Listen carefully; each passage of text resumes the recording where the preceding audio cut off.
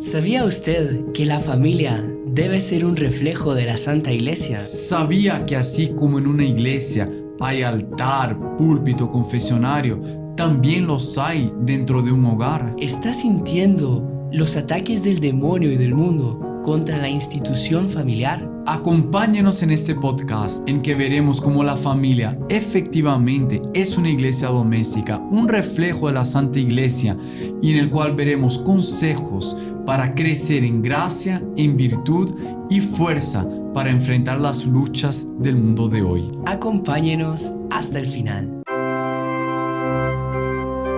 Salve María, el podcast católico en español de los Heraldos del Evangelio.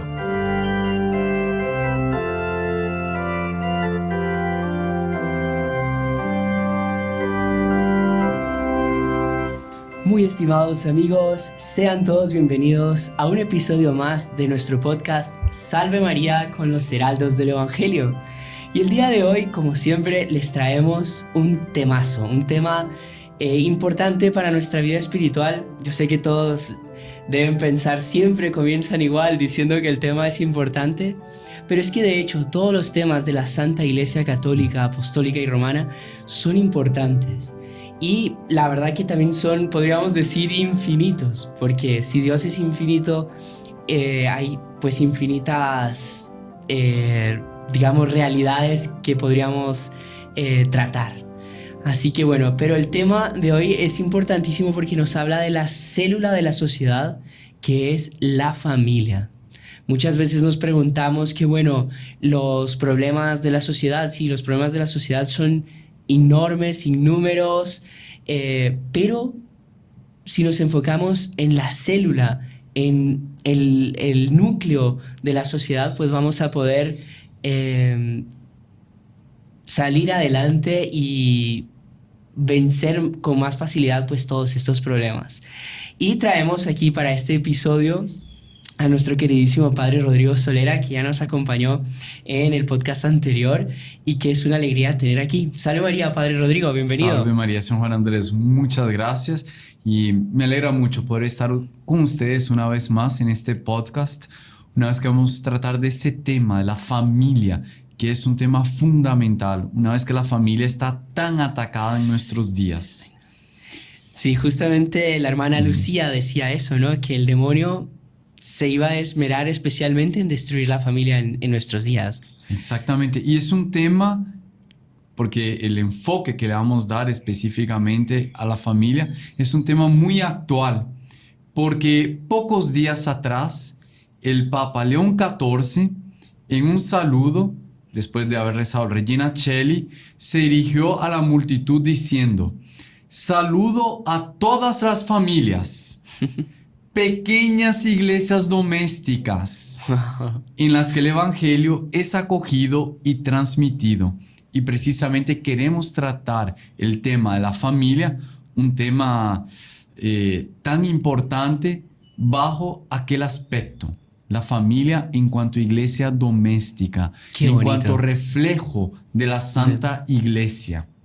Y es verdad, ¿no? En la familia podríamos aplicar todo, ¿no? Y va a ver que es eso mismo. Hasta los mínimos detalles vamos a ver cómo en la familia se puede reproducir, por así decir, transponer todos los aspectos materiales, aunque en un sentido más simbólico, todos los aspectos materiales del templo que frecuentamos cuando vamos a asistir misa o vamos a rezar, estar delante del Santísimo. De manera que es un tema muy lindo, tanto más de que el tema de la familia fue así un baluarte, fue algo que Monseñor Juan, nuestro fundador, y el doctor Plinio, su maestro, defendieron durante décadas la familia, sí, la institución familiar. Entonces vamos a entrar en este tema, si me permite. Por favor, Padre. Como usted decía, la familia es la célula o la estructura fundamental de toda sociedad. Y lo es también de la misma Santa Iglesia, que es una sociedad. La familia, ¿qué es la iglesia? Perdón, es una familia de almas. Claro. Entonces, cada familia, por su vez, termina componiendo aquel cuerpo místico de Cristo que es la iglesia. Cada alma, hace parte de esa gran familia. Sin contar que a los ojos de Dios, de nuestro Señor, la familia tiene una misión muy importante, muy alta y muy misteriosa. Porque ¿qué nos va a decir el catecismo? Nos va a decir, la familia es una comunión de personas, claro, porque son personas que están unidas, conviviendo. Hasta ahí está bien, está fácil de comprender, pero vea lo que enseguida nos dice el catecismo. Un reflejo e imagen de la comunión del Padre y del Hijo en el Espíritu Santo. Wow. No, es ahí que es un misterio. Porque las relaciones entre las tres personas, ya sabemos, son relaciones de conocimiento, de amor. Son tres personas tan unidas que forman un solo Dios. Y por ahí nosotros podemos sacar algunas deducciones de lo que significa la familia a los ojos de Dios, de nuestro Señor, de la Santa Iglesia. Pero la verdad es que aunque dedicáramos el podcast solo a comentar esa frase del catecismo, no terminaríamos tocando sino la superficie del tema. Es algo misterioso. Pero vean cómo la Iglesia ama la institución familiar, cómo Dios quiso que lo más alto de su vida intratrinitaria, que es esa comunión de tres personas, se reflejase en la familia, en la institución familiar. Y por aquí ya comenzamos a ver entonces por qué la familia es una iglesia doméstica.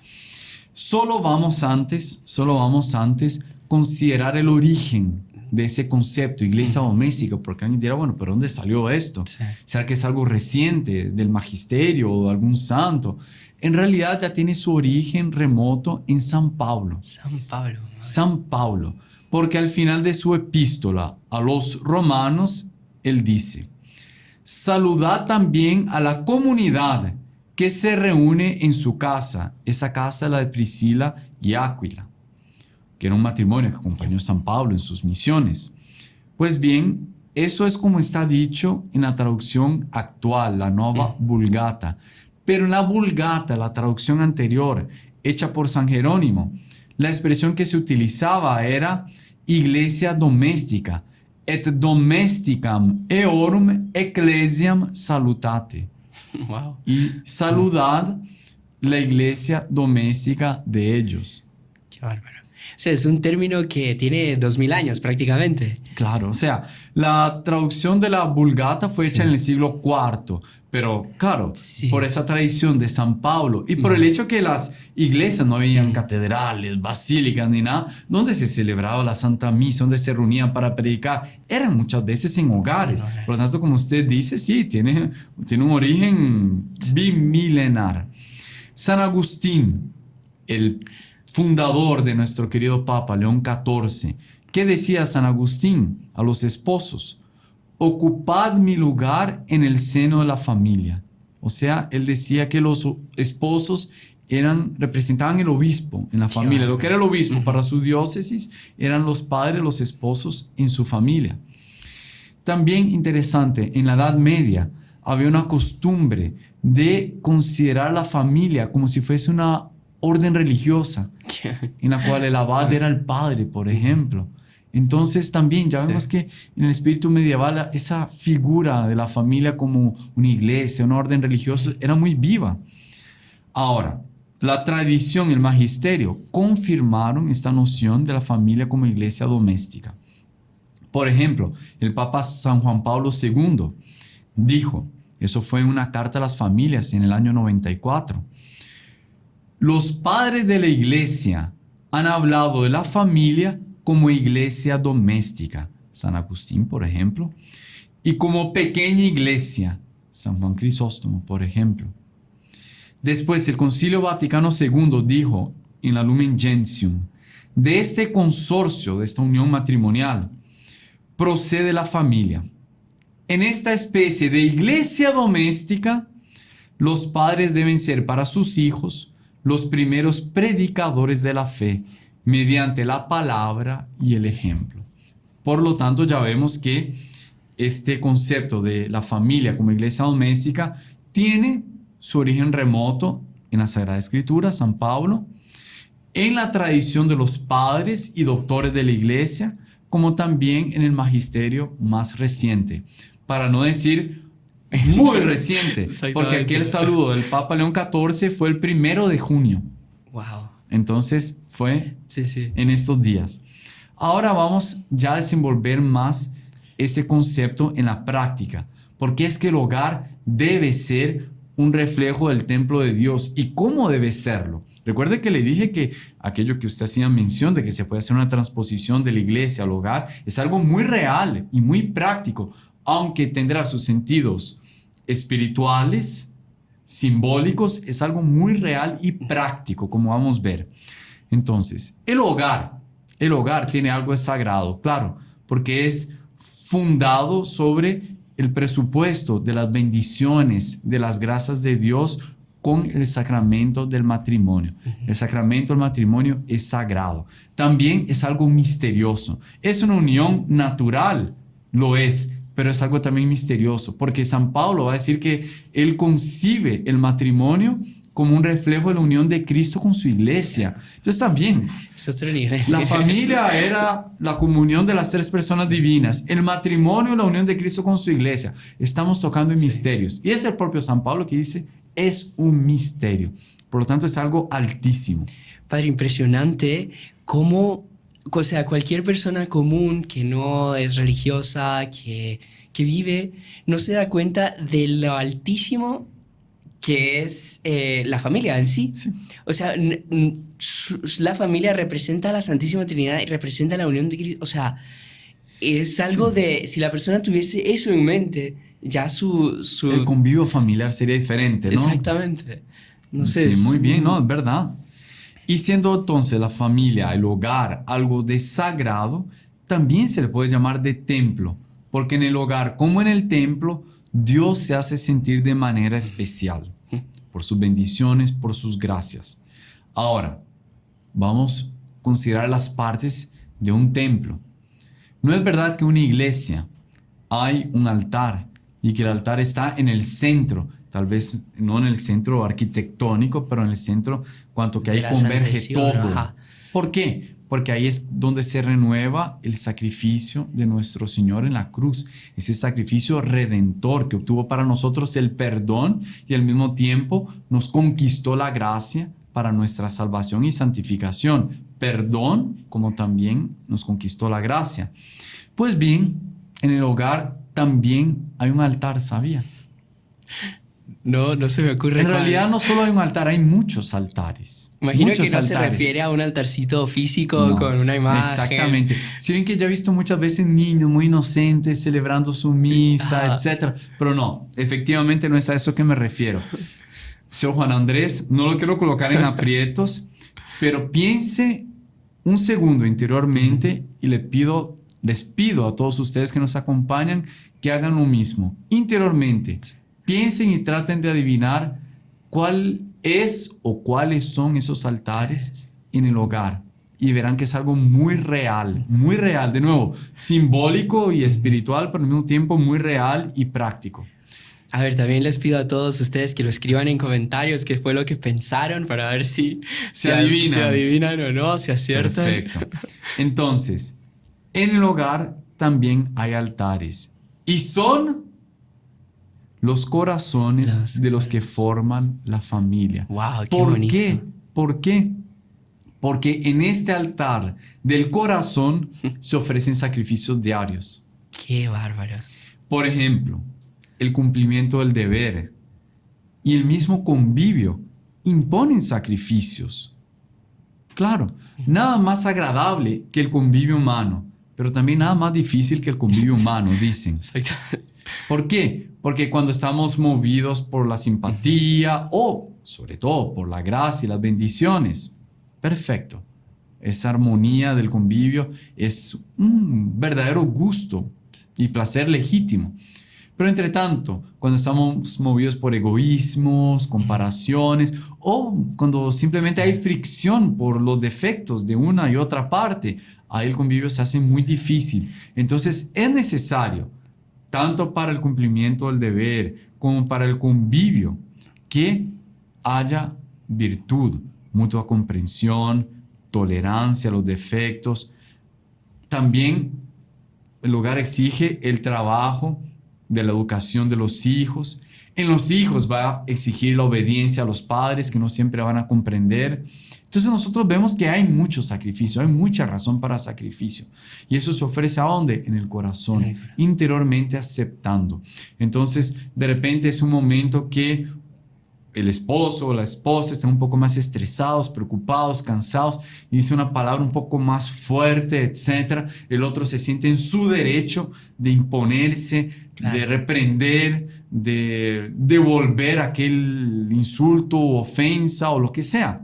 No, se calla. Eso cuesta un montón. Para que todo fluya exigen como que renuncias, Claro. renuncias propias, ¿no? Todo convivio exige renuncia, porque siempre las personas en algunos momentos podrán alinear sus gustos, pero en otros no. Entonces, o se encuentran en algún punto intermediario entre los dos, o hay guerra civil. Entonces no hay por dónde. Hay necesidad de sacrificios. Ahora, en el templo también hay confesionarios, ¿no es verdad? Sí. Hay confesionarios. ¿Será que en la familia hay confesionarios? Con seguridad. Porque en la iglesia nosotros ya sabemos, todos tenemos esa experiencia. Por más que tengamos buena voluntad, deseo de servir a Dios, de amarlo, de unirnos totalmente a Él, lastimosamente tendremos nuestros defectos, tendremos nuestras debilidades y por eso necesitamos del confesionario en la iglesia. En la familia también. Por más que haya buena voluntad, habrá de nuevo momentos en que de repente las fricciones o los desentendimientos se harán sentir. Entonces, aunque todos en la vida familiar, todos tengan buena voluntad excelente, en algún momento habrá alguna ofensa, fricción, desentendimiento, algo que desagrade a los demás. Ahora bien, si hay confesión sincera y señales de arrepentimiento, uno pide disculpas, pide perdón, deberá haber perdón y olvido generoso como el de Dios. Se dice que Dios no perdona como los hombres, en que Él da su perdón, pero se queda lleno de resentimiento. Eso es lo que pasa con mucha frecuencia en los hombres. Con Dios no es así. Santo Tomás nos dice que Dios cuando perdona, olvida. Entonces, tenemos que partir del presupuesto de que nunca el convivio familiar va a ser un jardín perfumado apenas donde solo se escucha el cantar de los pajaritos. No, todos sabemos que en una familia, en una sociedad, en un conjunto de amigos, en una orden religiosa, en cualquier contexto de convivio humano, habrá momentos de dificultades en que uno tal vez cometerá una ofensa contra su buena voluntad. Seamos generosos en el perdón si el otro muestra señales de arrepentimiento. No somos máquinas, puede ser que no olvidemos. Como también no somos máquinas, puede ser que sintamos el dolor, pero eso no impide el perdón. El perdón no es un acto de los sentimientos, tengo que sentir el perdón, o es un acto del entendimiento en cuanto a que tengo que olvidar la ofensa. El perdón es un acto de la voluntad. Quiero perdonar. Así como quiero ahora coger esta hoja, la cogí, quiero depositarla, la deposité. Por más de que no sienta, por más que esté lastimado, puedo llegar delante de Dios y decir, Dios mío, perdono. Y es importante que el otro sienta el perdón, porque de nuevo habrá circunstancias de fricciones, eso es inevitable. Ahora, así como el perdón debe ser generoso, también el pedido de perdón debe serlo. El padre Alonso Rodríguez, gran maestro de la vida espiritual que citamos en el podcast anterior sobre la tristeza, él va a decir que la caridad fraterna es importantísima, debe ser vivida, es lo que nos une con Dios, nos une entre nosotros, pero que es normal, de nuevo, por situaciones de fragilidad, cansancio, preocupación, lo que sea, que haya momentos en que tristemente nos pasemos del límite que permite el convivio diario en materia de fricciones o desentendimientos. Y él dice, ¿cuál debe ser la actitud de la persona que así erró, se equivocó? Debe ser, en primer lugar, pedir perdón. Y en segundo lugar, pedir perdón lo antes posible. No dejar que pase el día en blanco. ¿Por qué? porque caso contrario, las tristezas, los resentimientos, los dolores van a fermentar dentro del alma del otro. Entonces tal vez una ofensa por un descuido, porque fue pequeña, en la mente del otro comienza a crecer, porque el otro va alimentando aquella tristeza, aquel resentimiento y se convierte en algo enorme que después es difícil deshacer. Entonces, aprendamos a pedir perdón. ¿Es fácil? No, no es fácil. El orgullo nunca va a permitirnos que pidamos perdón sin más. Va a decirnos que el otro lo comenzó, que el otro tuvo más culpa o que el otro también tuvo la culpa. Aparecerán 1.000.000 de justificaciones para no pedir perdón. Fui un poco duro con el otro, fui un poco grosero. Debo pedir perdón. Nunca voy a olvidar. Una vez me ocurrió cuando era jovencito, perdone que les cuente esta anécdota, pero es algo que hasta hoy me emociona recordando. Estaba en una cena con hermanos míos heraldos y a las tantas uno me preguntó sobre una noticia, solo que era algo que hacía parte, algo que se contaría un poco más adelante, pero no era el momento. Entonces le dije, mire, disculpe, pero no puedo contarle. Y el otro se impacientó un poquito, pero no fue nada de más. Y era un heraldo bastante más antiguo, mucho más antiguo. Tenía el doble de mi edad en esa época.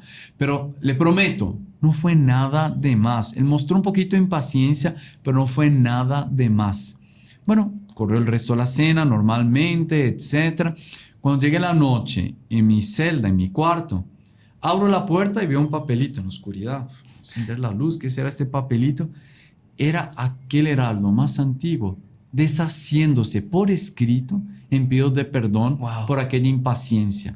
Le prometo, no era nada, les prometo a ustedes, no era nada. Pero vean qué lindo ejemplo tan lindo que hasta hoy lo recuerdo y me sirve para un consejo, para un tema sobre la familia, como modelo de pedido de perdón cuando en algo nos pasamos, en lo que sea. Seamos generosos en el perdón. El pedido de perdón delante de las fricciones del convivio es como el aceite que hace la máquina del convivio andar sin tropiezos, andar suavemente. Entonces aprendamos eso. Sin eso. contar en la alegría que da, tanto en pedir perdón como en perdonar. Claro. Es una alegría que usted se siente, o sea, es un alivio. Claro. No sé, es... Todos ya sentimos en el confesionario el alivio que sentimos cuando hacemos una buena confesión, una confesión profunda, sentida. Pues bien, también cuando deshacemos cualquier fricción del convivio o de una falta por el hecho de tener ese coraje de pedir perdón. Y vamos a considerar los otros dos aspectos del hogar. Que el primero, que nos queda faltando, que sería el tercero en realidad, es que en la iglesia hay predicación, ¿no es verdad? Hay púlpito. Hay púlpito, predicación. Bueno, también en el hogar debe haberlo. Los que están constituidos en autoridad, los padres, deben predicar, deben enseñar a sus hijos. Entre los esposos se deben también ayudar, enseñar uno al otro. Entre tanto, la predicación más elocuente se llama ejemplo. Después vendrán los consejos, comentarios, lecciones de experiencia, alabanzas y reprensiones. Todo comienza con el ejemplo. Y por eso es tan importante que los padres den ese ejemplo a sus hijos. Los padres para sus hijos, sobre todo cuando son niños pequeños, son Dios, representan a Dios, representan al mismo Dios. Y tienen que dar ejemplo de virtud, ejemplo de procura la santidad, de fervor. Lo bueno es que nunca es tarde en cuanto estamos vivos. Y por lo tanto, si en algún momento no se dio este ejemplo, siempre hay tiempo para darlo. Enmendémonos, demos el ejemplo, prediquemos por medio de ejemplo. Y finalmente, para terminar esta primera parte, en el templo, en la iglesia, se da culto a Dios, ¿no es verdad? Claro que podemos darle culto a Dios, podemos alabar, amar a Dios en cualquier lugar, es sobre todo un acto interior, pero en la iglesia se hace de modo particular. Pues bien, también en el hogar se debe dar culto a Dios. Es de hecho en el hogar que se dirigen a Él las primeras adoraciones en el corazón del hombre. Y es donde se aprende a servirlo, amarlo, reverenciarlo.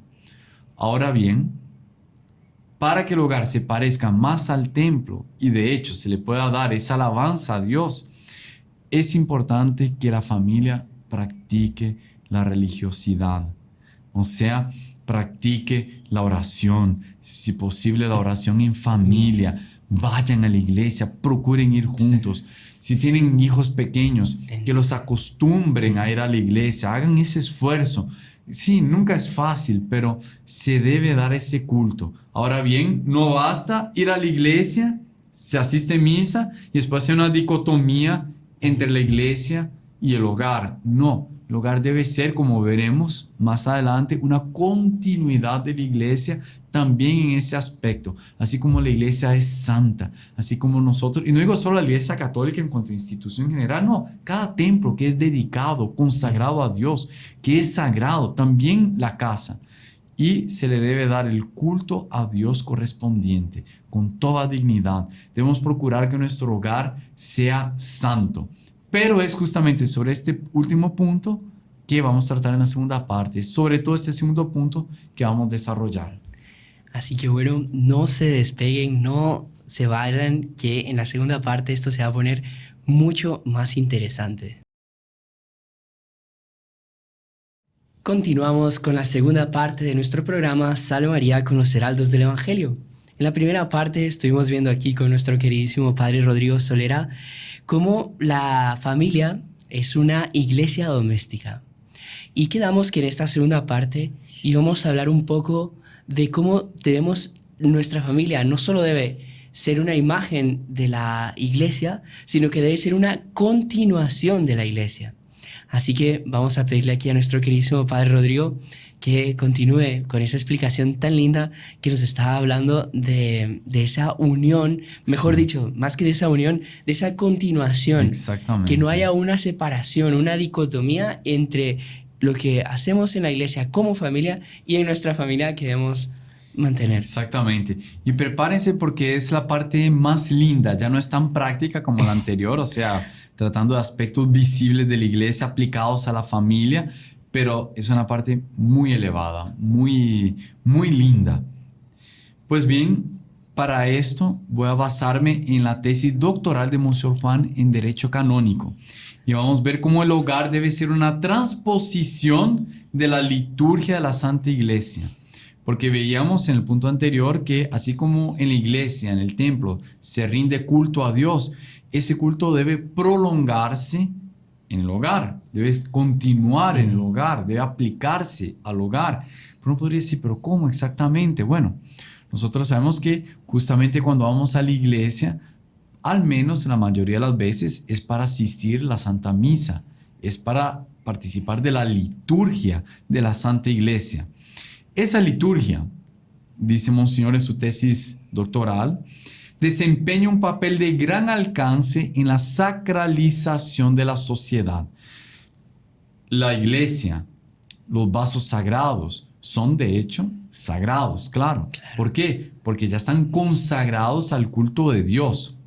La familia, en cierto sentido, es sagrada porque, como decíamos al comienzo, está fundamentada sobre las bendiciones y las gracias del sacramento del matrimonio. Es una institución santa, amada por Dios, por nuestro Señor Jesucristo. Ahora bien, no se puede decir que el hogar propiamente sea sagrado como una iglesia, que la sociedad humana, temporal, sea sagrada como lo es la misma Santa Iglesia, cuerpo místico de Cristo. Pero ahí entra la palabra sacral, o sea, algo que no es sagrado, pero es tan alto, tan alto, tan alto que toca en lo sagrado. Wow. Entonces, la liturgia no solo es sagrada en sí misma, pero tiene un factor de sacralizar la sociedad. ¿Cómo?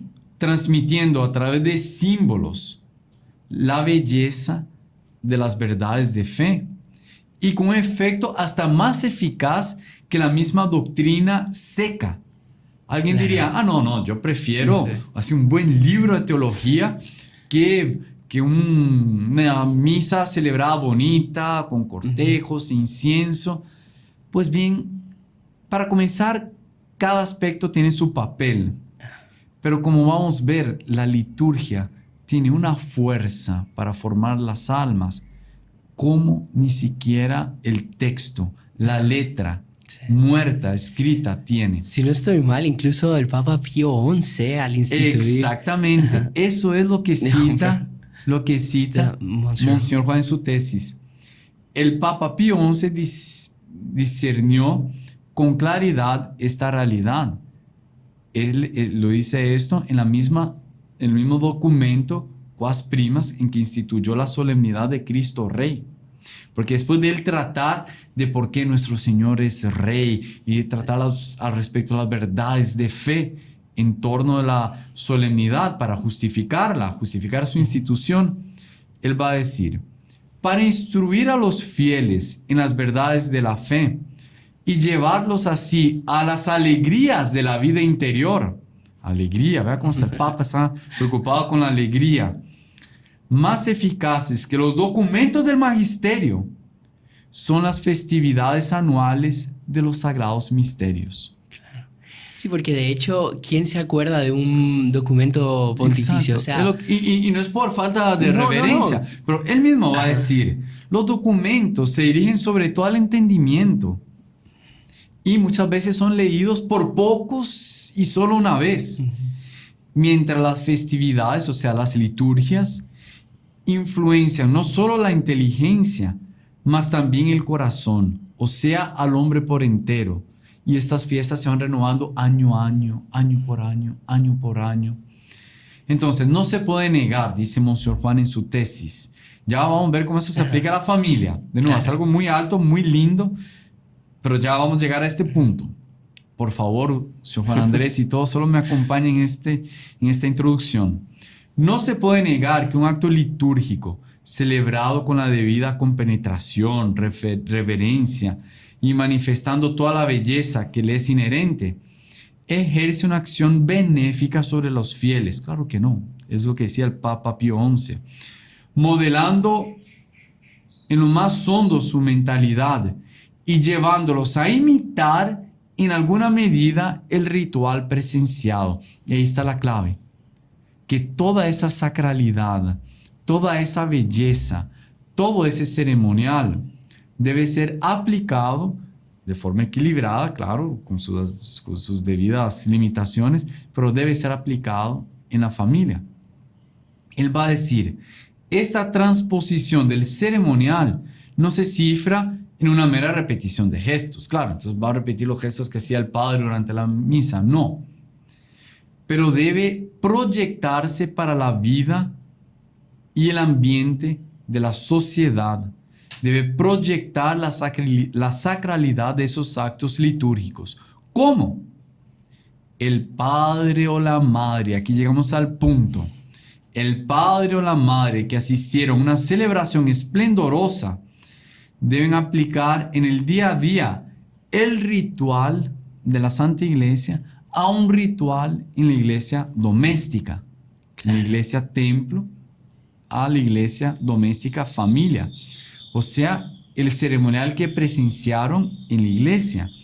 Como por ejemplo, rezar en familia, a las noches, el rosario, rezar antes y después de las reflexiones para pedir a Dios que santifique esos alimentos, para darle gracias por los beneficios recibidos. Después, por ejemplo, costumbre antigua, pero que se ha ido perdiendo, dar la bendición a los hijos. Claro. Entonces, esa piedad, ese ceremonial, aplicarlo para el hogar. A nadie le gusta ir a una iglesia que está sucia y desordenada. Entonces, también aplicar ese aspecto. Un hogar bien ordenado, bonito, esplendoroso. Esplendoroso que no necesariamente rico, lleno de cosas, pero no digno. Porque así como hay iglesias que son muy simples, pero entre tanto muy dignas y que nos mueven a la piedad, así también un hogar digno, ordenado, limpio, eleva los corazones, eleva las familias. Entonces hay muchos aspectos de la liturgia, de la iglesia, en cuanto a templo, todos esos aspectos que dan tanta gloria a Dios que se pueden transponer, aplicar a la vida familiar. Padre, incluso no sé si es demasiado exagerado lo que voy a decir, pero por ejemplo hasta el pedir por favor. Bueno, Porque ¿qué pasa? Muchas familias claro. piensan que como tienen intimidad no es necesario decir Claro. por favor la sal, el agua. Y El es un trato, ceremonial, todo. podría acercar la sal, por favor, no sé. Claro, pero es todo, como usted Sí. bien dice, todo se puede aplicar. O sea, en el sentido de querer sacralizar al máximo la familia, de forma razonable, claro, dentro Claro. de las limitaciones, Sí. pero todo se puede sacralizar más. Justamente Monseñor Juan, nuestro fundador, lo que él procuraba en nuestras comunidades es que el convivio, todo fuese digno, fuese sacral. En el fondo es también transponer Claro. lo que se aprende en la liturgia, en la iglesia, a una comunidad, por ejemplo, y que debe hacerse también a la iglesia doméstica. Ahora, quiero pasar a un otro punto importantísimo, que la familia es una institución como la iglesia, perseguida por el demonio y el mundo. Qué tremendo. Monseñor comentaba, Monseñor Juan, en una clase de catecismo en el año 2003, el siguiente punto, que es del catecismo. La familia cristiana es el primer lugar de educación en la oración, fundada en el sacramento del matrimonio, lo que hemos venido conversando. Es la iglesia doméstica, donde los hijos de Dios aprenden a orar como iglesia y a perseverar en la oración. Particularmente para los niños pequeños, la oración diaria familiar es el primer testimonio de la memoria viva de la iglesia que es despertada pacientemente por el Espíritu Santo. Pacientemente porque va a ser algo que va a tener que ser alimentado, desarrollado, pero es en la familia donde se siembran las primeras semillas de religiosidad, de virtud, que después deberían desarrollarse y fructificar en la sociedad. Y Monseñor Juan dice entonces, todas estas afirmaciones son muy importantes, todas esas afirmaciones que dicen respecto a la familia. Y nosotros vemos que el demonio, el mundo, tienen empeño especial en destruir la unión familiar. Por todo lo que ya vimos. Porque es la célula de la sociedad. Es, en cierto sentido, la misma célula de la Santa Iglesia. Sabe que el hermano Armando, cuando daba charlas aquí en este canal, él muchas veces repetía eso. ¿Sabes por qué el demonio quiere destruir tu familia? Porque él no tiene familia. No, qué interesante. Y de hecho es eso, ¿no? Claro.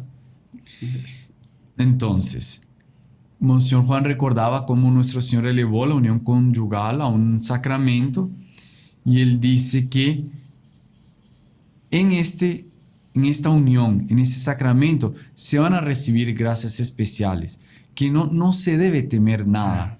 Es verdad que el demonio, el mundo están atrás de destruir la familia, pero no se debe temer, porque esas gracias, Dios las concede no solo en el momento en que se casan, el esposo con la esposa, no solo en el momento del matrimonio, pero Dios, por así decir, hace un contrato con el matrimonio, por donde Él les da el derecho de pedir todas las gracias necesarias para que sean fieles a ese sacramento. Por eso es que la idea de que, eso se encuentra mucho hoy en día. Yo no me quiero casar porque yo ya estoy con fulana, o ella dice, yo estoy con fulano de hace tanto tiempo, y nos da miedo que dé mala suerte casarse y después nos divorciemos. Sí, ya sé, pero se escucha. Y entre tanto, eso es una locura, sinceramente, lo digo con todo respeto, con todo cariño, como sacerdote, es una locura. Porque ahí ellos se están contando apenas con sus propias fuerzas. Claro. Y ahí el demonio y el mundo van a tener más fuerza para atacar. En cuanto que cuando nosotros recibimos un sacramento, como les decía, Dios nos da el derecho de pedir las gracias necesarias para que seamos fieles a ese sacramento. Ocurre con el bautismo, con la confirmación, con el matrimonio, con el sacramento del orden. Por lo tanto, Dios va a proteger esa unión matrimonial, esa institución familiar, y va a ayudarlos también a formar los hijos. Ahora bien, es importante también que los padres tengan presente de que ellos participan de la acción creadora con Dios al engendrar Claro. hijos, porque ellos van a engendrar el cuerpo, pero Dios va a crear e infundir el alma. Ellos son padres con Dios, por así decir. Por lo tanto, ellos tienen ese deber y compromiso de educarlos en la fe, de conducirlos a Dios, ya sea en el orden temporal, ya sea en el orden espiritual, porque si un hijo tiene vocación religiosa, deben apoyarla. El mismo Dios que creó, infundió esa alma y le dio a los padres la potencia de engendrar hijos. Ese mismo Dios es el que infundió aquella vocación religiosa, o si es para la familia, esa vocación familiar, pero los padres deben apoyar a sus hijos en lo que dice respecto a la vocación que Dios les concede.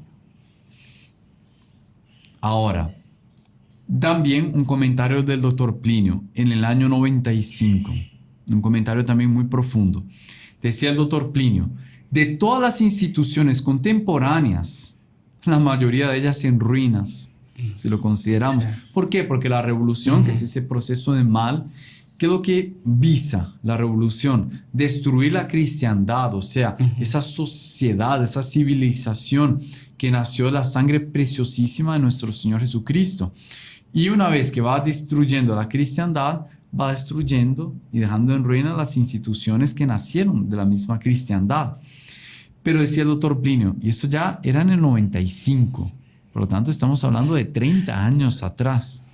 Él decía: de todas esas instituciones, ninguna está tan atacada y reducida cuanto la familia. Por toda parte vemos la destrucción de la familia. Los vínculos familiares están desapareciendo.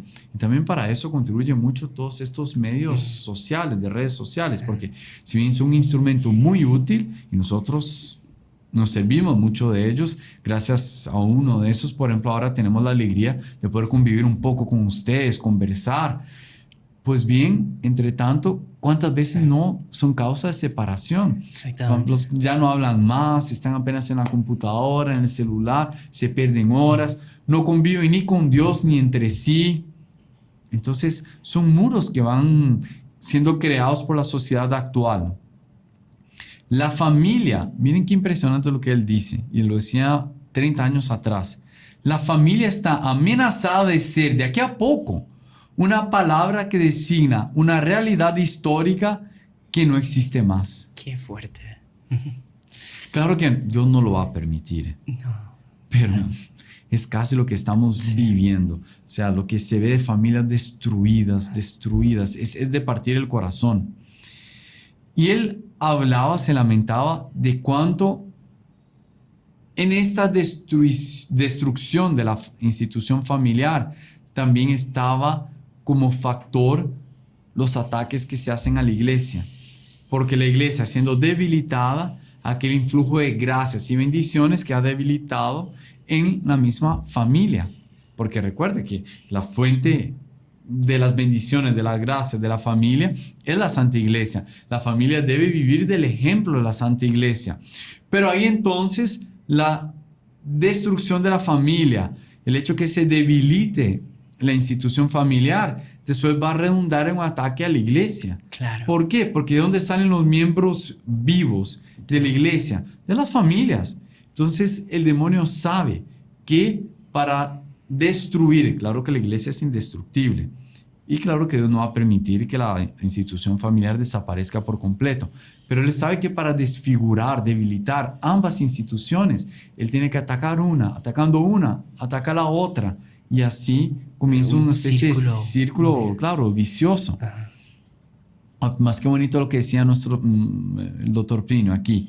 Vean nuestro Señor, cuando Él estaba aquí en el barco y había aquella tempestad, los mares parecían que iban a tragar aquel barco y Él estaba durmiendo. Él se despierta y calla el mar. Él dice, nosotros debemos confiar que es exactamente eso lo que nuestro Señor hará en cierto momento en relación a la revolución, al demonio, al mundo. O sea, los va a mandar callar, va a tranquilizar los mares. Y Él dice, la familia entonces, una vez fortalecida por sus recursos naturales y sobrenaturales, pasará a ejercer un efecto saludable sobre toda la familia y sobre la misma iglesia. Y llegará el momento en que las personas podrán mirar a lo que antes era aquel mar agitado, agresivo, y podrán decir: los vientos y los mares le obedecieron a nuestro Señor y la tempestad cesó. Por lo tanto, vemos hasta por este aspecto cómo es importante esa unión, esa mutua dependencia entre la familia y la iglesia. Claro que la iglesia siempre estará por encima, es una institución divina, pero cómo debe haber esa unión, esa mutua correspondencia, porque una en cierta medida depende de la otra. Y apenas quiero terminar con unas palabras del Papa Pío XII en un discurso de 1939, porque estamos hablando de cómo la familia, cómo el hogar debe ser una iglesia doméstica, una iglesia.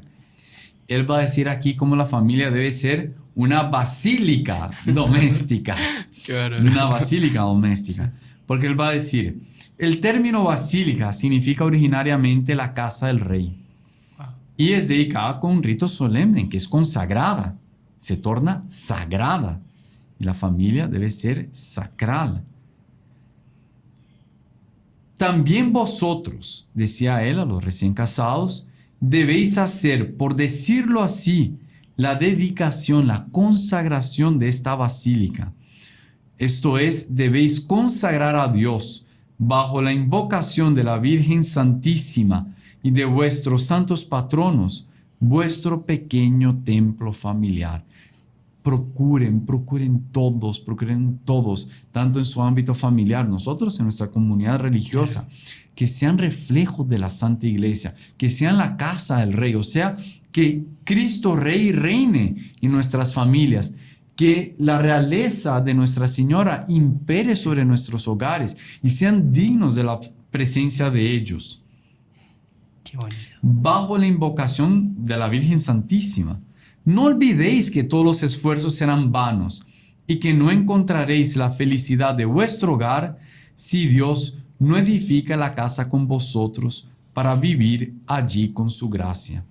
Entonces recordemos cuánto nuestra familia, cuánto nuestro hogar deben ser una iglesia doméstica, deben ser reflejos de la Santa Iglesia, no solo en cuanto a institución, cuerpo místico de Cristo, sino también en las iglesias particulares, los templos, desde sus diversas partes. Entonces el altar, vimos el púlpito, el confesionario, después el hecho que ahí se dé el culto a Dios, como la misma liturgia de la Santa Iglesia debe inspirar nuestra familia, como el hecho de vivir de las bendiciones y de las gracias de la oración van a fortalecer las familias, los hogares contra los ataques del demonio y del mundo que quieren destruir los hogares católicos, y como al mismo tiempo, si nosotros dentro de nuestro ámbito familiar procuramos vivir esa vida de la gracia, nuestra basílica familiar terminará ayudando a la misma iglesia, ofreciéndole miembros más piedosos, más santos, más virtuosos.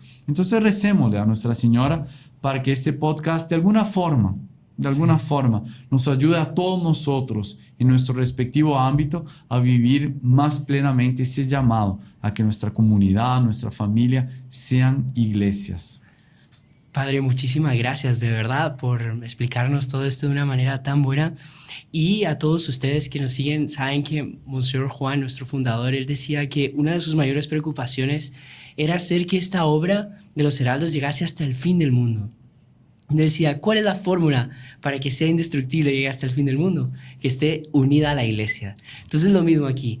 Si ustedes quieren que sus familias no sean destruidas, sigan todos los ejemplos y todo lo que el Padre nos acaba de explicar. Consejo, muy bien recordado, claro, muy bien aplicado. En este momento, estén unidos a la iglesia, que van a participar de cierto modo de esa indestructibilidad.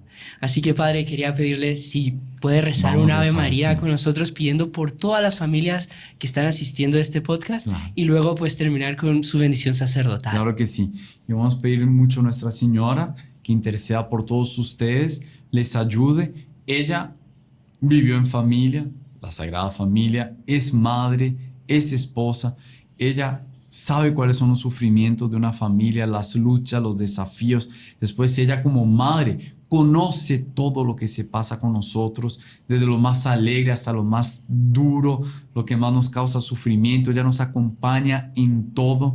Por tanto, vamos a colocar en las manos de ella nuestra alma, las almas que nos son más queridas. Vamos a colocar en las manos de ella nuestras familias y pidamos que nos cubra con su manto. Vamos a confiar muchísimo en ella. Reina la familia. En el nombre del Padre, y del Hijo, y del Espíritu Santo. Amén. Dios te salve María, llena eres de gracia, el Señor es contigo. Bendita eres entre todas las mujeres y bendito es el fruto de tu vientre, Jesús. Santa María, Madre de Dios, ruega por nosotros pecadores, ahora y en la hora de nuestra muerte. Amén. Reina de la familia. Ruega por nosotros. San José. Ruega por nosotros. El Señor esté con ustedes. Y con tu espíritu. La bendición de Dios Todopoderoso, Padre, Hijo y Espíritu Santo, descienda sobre ustedes y permanezca para siempre. Amén. Muchísimas gracias. Salve María. Salve María.